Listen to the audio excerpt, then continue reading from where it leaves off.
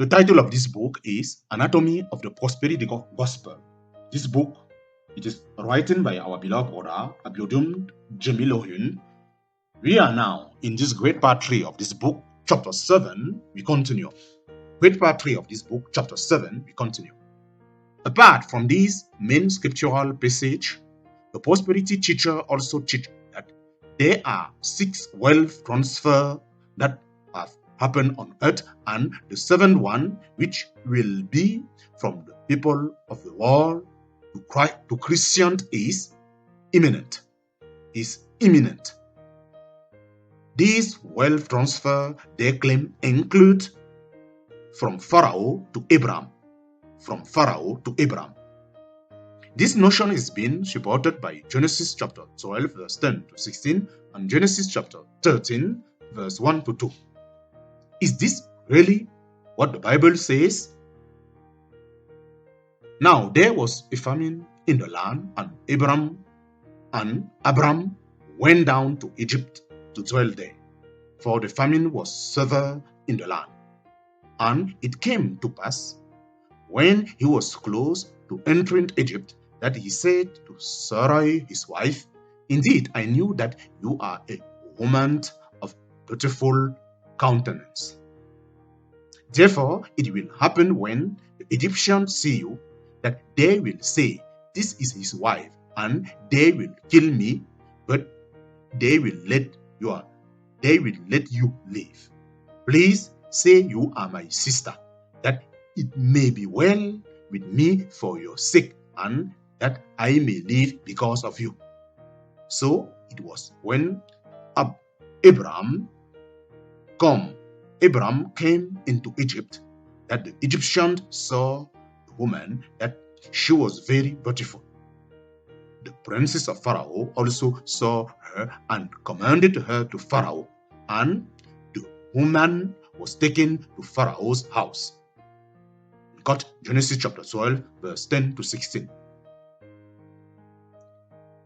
We knew that Genesis chapter 12 verse 10 to 16 talk about the dowry Abraham falsely obtained from Pharaoh on Sarai his wife, when he gave her out in marriage to Pharaoh because he feared for his life. Isn't it incredible that anyone will teach that asset falsely obtained because of lack of trust in God, in God's protection, are divine wealth transfer? Isn't it incredible that anyone will teach that asset falsely obtained because of lack of trust in God's protection are divine wealth transfer? As we early state, Genesis chapter 12 verse 5 strongly suggests that Abraham was already a rich man in paganism before God called him.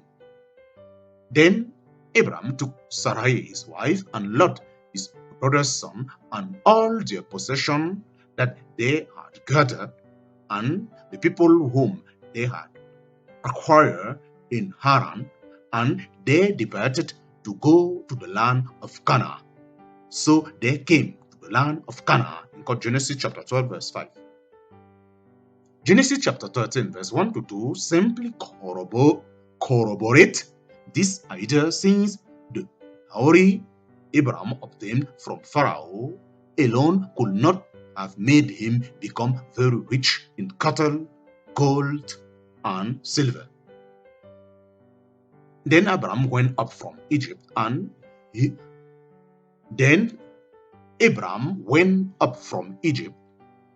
and his wife and all that he had, and Lot with him, to the sword. Abraham was very rich in livestock, in silver, and in gold. In Genesis chapter 13 verse 1 to 2.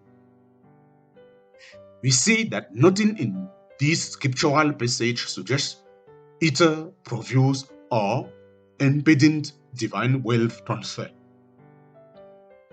Second, from the Philistine to Isaac. From the Philistine to Isaac. The story was told in Genesis chapter 26 of how there was another famine in Canaan, which made Isaac go to Abimelech in the land of Philistine in preparation to move to Egypt. God appeared on the scene and instructed Isaac not to go to Egypt. Isaac obeyed God and lived in the land of the Philistine. Isaac faced his business in cotton farming and animal husbandry diligently, and God blessed him until he became very great. The Philistines became envious of Isaac because of his wealth. To allow for peace, Isaac departed from the land of the Philistines at their request. Then Isaac sowed on that land and reaped in the same year 100-fold, and the Lord blessed him. The man began to prosper and continued prospering until he became very prosperous, for he had possession of flock and possession of herd and a great number of servants. So the Philistine envied him. Genesis chapter 26, verse 12 to 14.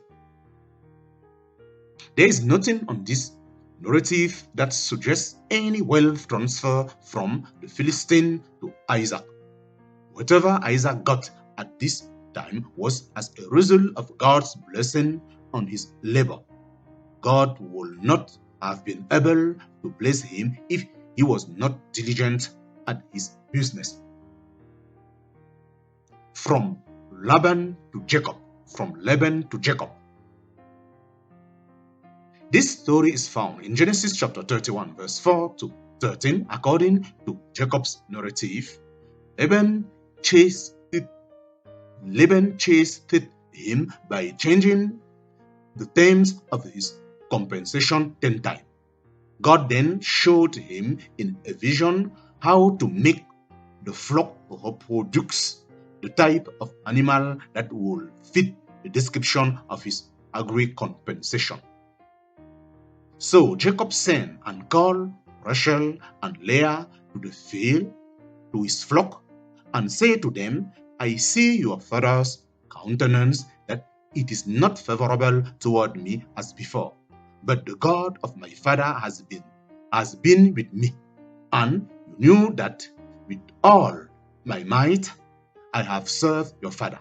Yet your father has deceived me and changed my wage 10 times, but God did not allow him to hurt me. If he said thus, the speckled shall be your wage, then all the flock bore speckled. And if he said thus, the streaklet shall be your wage, then all the flock bore streaklet. So God has taken away the livestock of your father and given them to me. And it happened at the time when the flock conceived that I lifted my eyes and saw in a dream, and behold, the ram which leaped upon the flock were speckled and gray-spotted. Then the angel of God spoke to me in a dream, saying, Jacob. And I say, Here I am. And he said, Lift your eyes now and see, all the ram which lead on the flock are speckled and gray-spotted, for I have seen all that Laban is doing to you.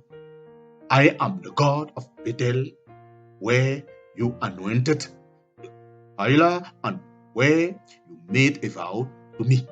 Now arise, get out of this land, and return to the land of your family. Look at Genesis chapter 31, verse 4 to 13. It is true that wealth was transferred from Laban to Jacob. However, God did this as a compensation for Jacob's labor, which Laban was not willing to release. There is nothing in this passage that suggests wealth will be transferred from the people of the world to the Christians or the church. From Egypt to Joseph. From Egypt to Joseph. In Genesis chapter 41, Pharaoh, the king of Egypt, the world superpower of the time, made Joseph, son of Jacob, the prime minister of the land, the second in command to this throne, after he was able to interpret his dream. Then Pharaoh said to Joseph, Inasmuch as God has shown you all this, there is no one as discerning and wise as you. You shall be over my house, and all my people shall rule according to your word. Only in regard to the throne will I be greater than you. And Pharaoh said to Joseph, See, I have set you over all the land of Egypt. Then Pharaoh took his signet ring of his hand and put it on Joseph's hand. And he clothed him in garment of fine linen and put a gold chain around his neck.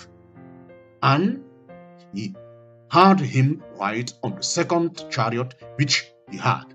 And they cried out before him, Bow the knees. So he set him over all the land of Egypt.